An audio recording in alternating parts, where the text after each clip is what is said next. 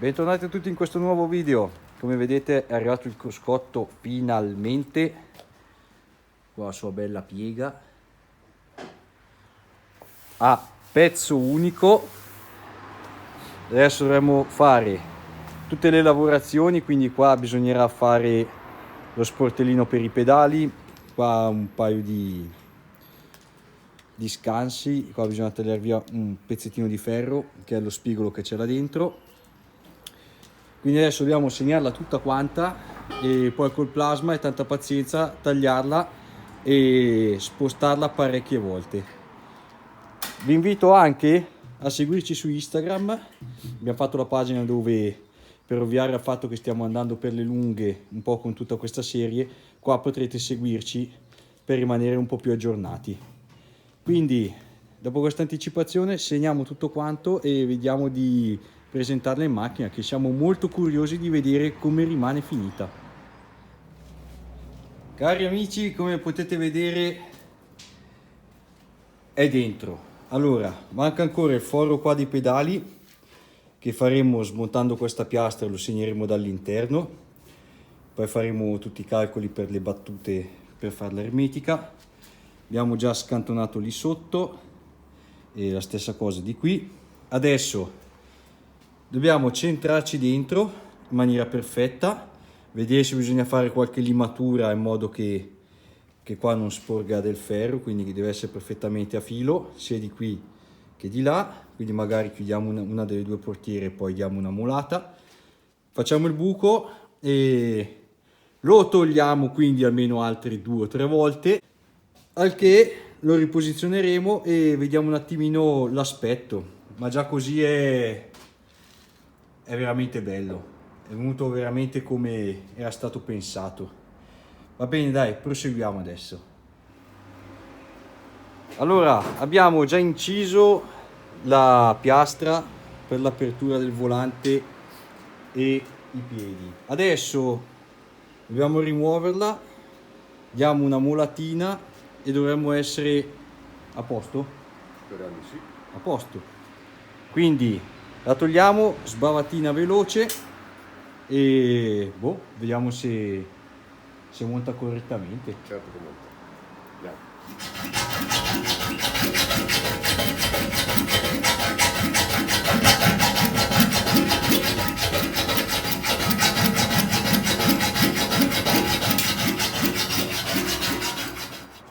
È venuto molto meglio di quello che pensavamo.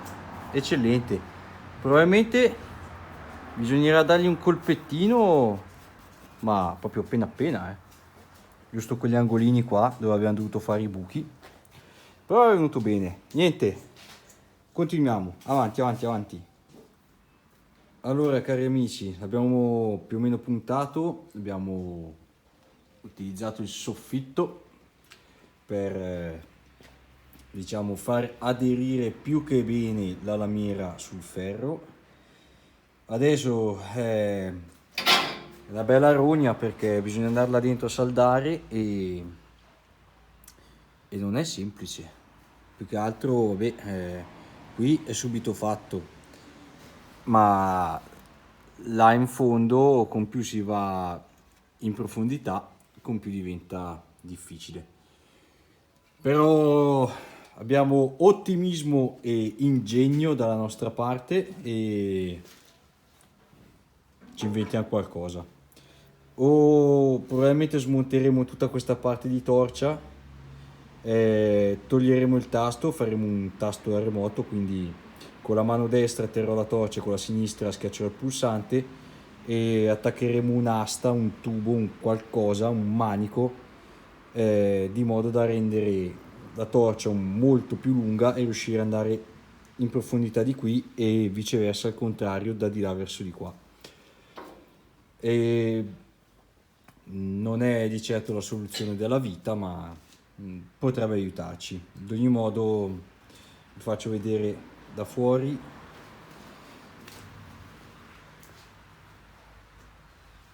Così è installato praticamente, è la sua posizione definitiva. Come ce l'avevamo immaginato, molto sembra molto solido. Alla fine abbiamo rinunciato ad aprire qui la casettina per il cambio, in quanto la macchina alla fine noi la spostiamo 2 volte l'anno. Quelle 2 volte lì ci incazzeremo perché mancherà il passaggio per mettere le marce. Però vabbè, sono scelte e ormai non si torna più indietro. Quindi modifichiamo la torcia e ci vediamo tra un attimo, dai. Cari amici, come potete vedere l'ingegno è a livelli eccezionali. Allora, la problematica che abbiamo riscontrato è questa. Come avevo detto, pensavamo di attaccare un tubo alla torcia, smontarla e da qua andare tipo là in fondo. Il problema è che abbiamo smontato anche la portiera e non vediamo niente. Allora ci siamo ingegnati così. Abbiamo installato all'interno, quindi lì, un vetrino da saldatura di quelli delle maschere classiche. Abbiamo tagliato, abbiamo inserito all'interno, ovviamente abbiamo smontato tutta la telecamera per riuscire a farlo e abbiamo collegato la torcia con un cavo USB direttamente sul PC. Di conseguenza da qui io riesco ad arrivare lì in fondo. Ovviamente come non vedete niente voi, non riesco a vedere niente anch'io. Girandomi e guardando lo schermo riesco a vedere cosa sto facendo. Questa qui è una piccola dimostrazione. Dov'è che è? Di quelle più nascoste. Ecco, praticamente io con la telecamera riesco ad andare a fare anche i punti in cui proprio non riesco a vedere niente. Questa qui è un esempio, poi magari vediamo di fare insieme questa qui dietro e poi vediamo il risultato. Però comunque non è malaccio come soluzione.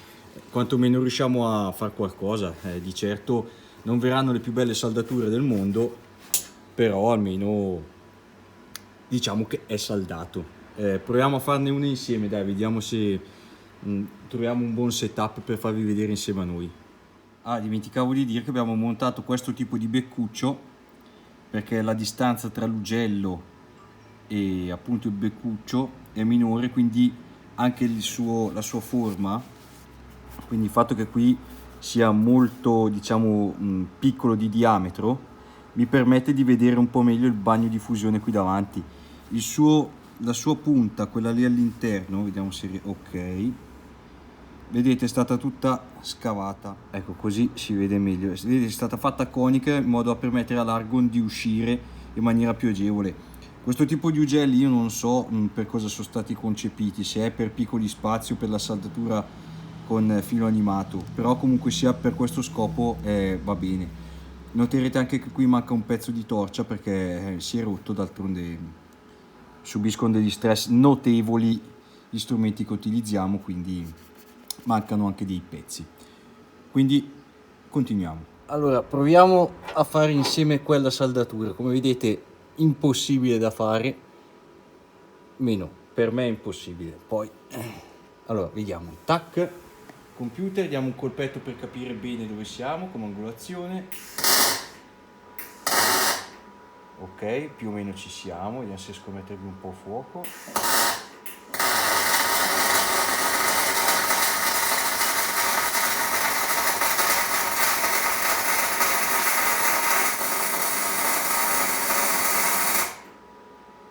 Ok, vediamo. Sì, ha scaldato anche da questa parte, quindi dovrebbe essere abbastanza buona. Vediamo, io poi lo vedrò dopo insieme a voi perché non vedo nulla. Ok, bene, sembra buono. Sarà da fare tutta così. Almeno abbiamo trovato una soluzione. Vediamo quante telecamere bruceremo fuori oggi. Avanti, dai. Allora, non vi nascondo che è difficile, è molto difficile. Bisogna orientarsi parecchio sullo schermo, ci vuole tanta pratica. Per adesso diciamo che probabilmente è ancora in garanzia, ci sono un po' di danni, d'altronde non è, ripeto, non è proprio semplice. serve molta pratica, però piano piano stiamo andando avanti. Adesso stiamo facendo il pianetto e di là dovrebbe essere quasi a posto.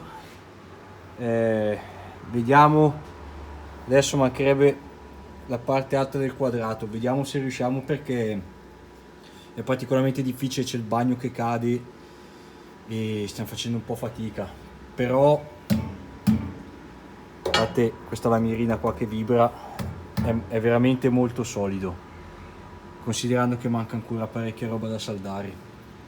Lì sotto purtroppo non riusciamo, praticamente qui dove sono riuscito l'ho fatto, poi ci inventeremo qualcosa. Qui c'è dietro il cambio e facciamo una fatica tremenda, quindi lasciamo tutte queste noie qui per ultime, perché sennò viene lunga. Poi tutta quella parte qua la salderò tutta esterna, questa qui che sale, anche questa qui faremo tutto dall'esterno. Poi qui verrà fatta tutta una saldatura TIG, di modo da non creare un gradino qua per la chiusura, in modo che vada a penetrare bene la saldatura, a rendere ermetica la saldatura, perché installare qui una piastra con una guarnizione ma avere qui un punto in cui l'aria può passare dietro è inutile. Quindi questa qua verrà fatta TIG, così come anche tutta la parte lì davanti verrà tutta quanta passata TIG, e anche lì ci sarà da ridere.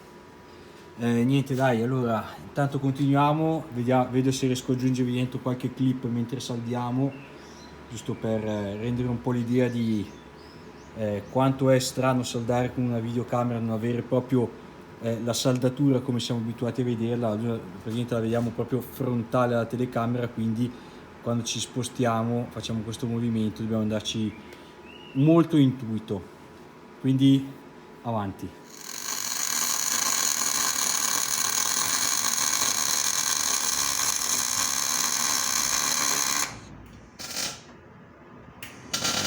Sei? Sì.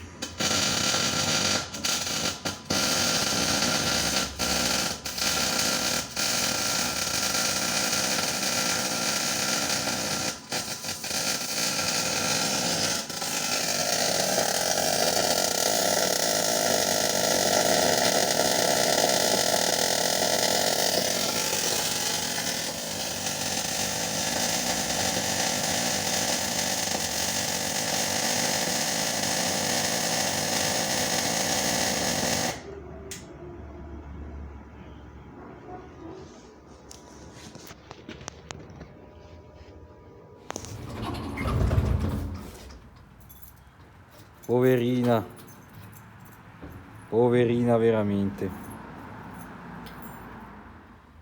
Amici, è tutto saldato.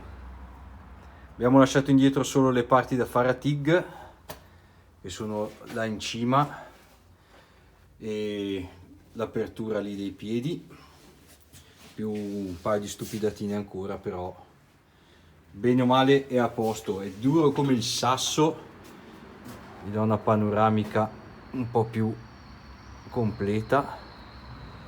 Perfetto, ottimo. Adesso che c'è sul cruscotto possiamo finire tutta quella parte di chiusura della portiera del passeggero, così possiamo avere le squadre perfette e in ordine. Ottimo, dai. Niente, allora continuiamo con le chiusure e poi vediamo un attimino come siamo messi nello specifico. Allora, come potete vedere abbiamo aggiunto questa traversa e questa piastra solo per il lato passeggero, e abbiamo reinstallato questa e questa perché non ci piaceva come, diciamo, andavano a appoggiarsi sul portavetro eccetera. Allora adesso vabbè, vediamo dalla parte opposta come è rimasto poi. E praticamente questa zona, questa qui e tutto tutta, se mette a fuoco, tutta questa costa la andremo a chiudere non dall'esterno verso l'interno, ma utilizzeremo delle viti svasate, ovviamente non questa perché è ridicola. Lo useremo M16 come tutto il resto delle chiusure, e praticamente andremo ad avvitare dall'interno verso l'esterno. Questo perché non vogliamo avere l'ingombro dei dadi in tutta questa zona qui, vogliamo che rimanga il più liscia possibile perché è la zona più critica di tutta la macchina.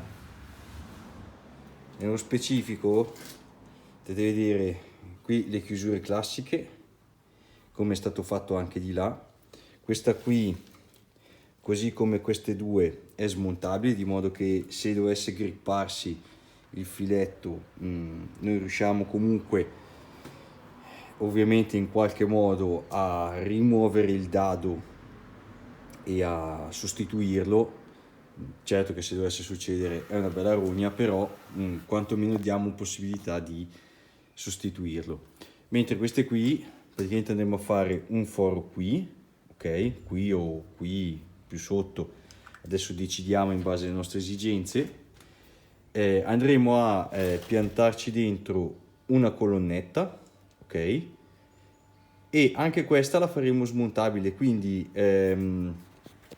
andremo a fare una piastrina di ferro qui fissata con 2 o più viti che abbia innestato dentro il dado, di modo che se dovesse succedere qualcosa anche in questo caso, vabbè, sarà un dramma rimuovere la vite all'interno, però con un trapano o quant'altro dovremmo riuscire a toglierla.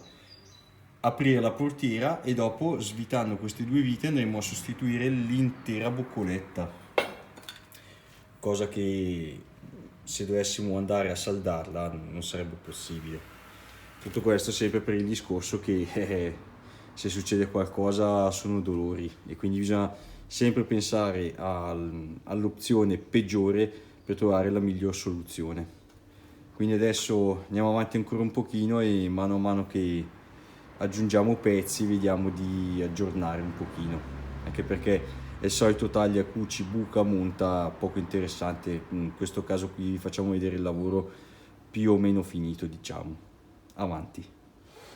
Allora, abbiamo realizzato 2 tipi di bussoline, una che è questa qui, che ha un ribasso maggiore rispetto a questo, perché questa qui è montata qua dietro, quindi così, all'interno del 5x5 della portiera, dove poi questa vite va ad avvitarsi. Ovviamente è smontabile. Se dovesse succedere qualcosa la svitiamo, la togliamo e la sostituiamo con una nuova.